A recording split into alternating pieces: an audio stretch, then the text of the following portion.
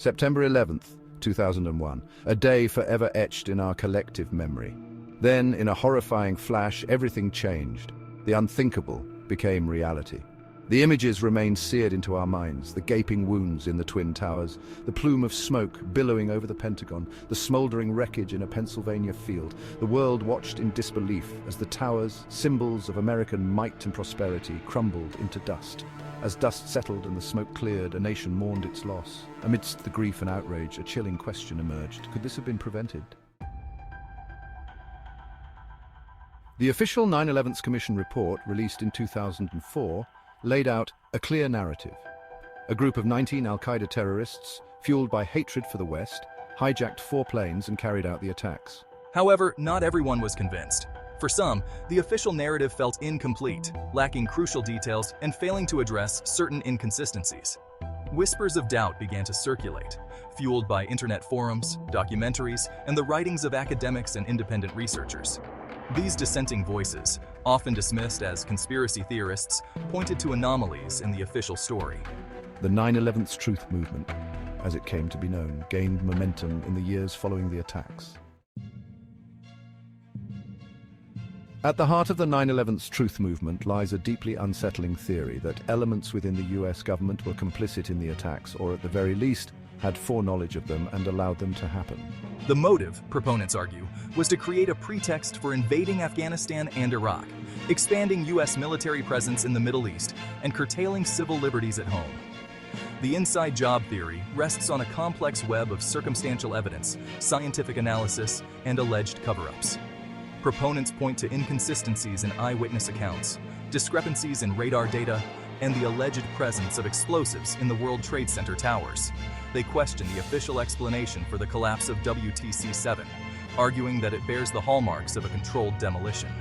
The theory also delves into the murky world of geopolitics, highlighting the potential benefits that certain individuals or groups within the government might have gained from the attacks. These alleged motives range from securing oil interests in the Middle East to advancing a neoconservative agenda. The National Institute of Standards and Technology, or NIST, concluded that the building's collapse was caused by the failure of a critical steel support column due to fire-induced buckling. The collapse of WTC-7 remains a contentious issue, with many people questioning the official explanation and calling for a new, independent investigation.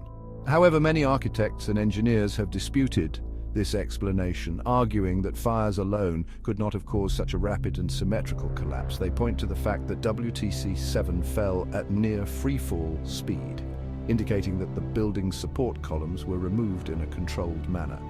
The official explanation for the collapse of WTC-7 is that it was caused by fires that weakened the building's steel structure. Its sudden and symmetrical collapse, resembling a controlled demolition, has become a focal point for 9/11 conspiracy theorists. One of the most enduring mysteries of 9/11 is the collapse of World Trade Center Building 7.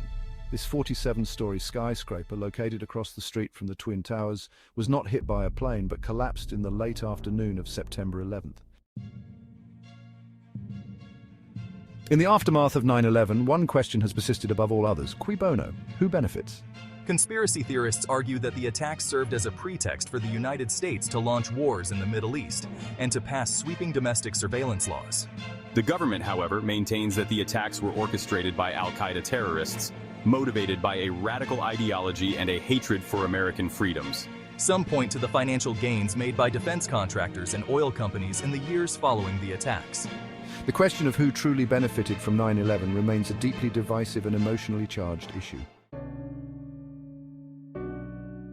The events of September 11th, 2001 have cast a long and enduring shadow over the world.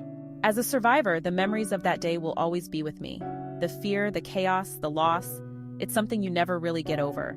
For journalists, 9/11 marked a turning point in how we cover news. The rise of conspiracy theories has made it more important than ever to seek out the truth and to present it in a way that is both accurate and fair.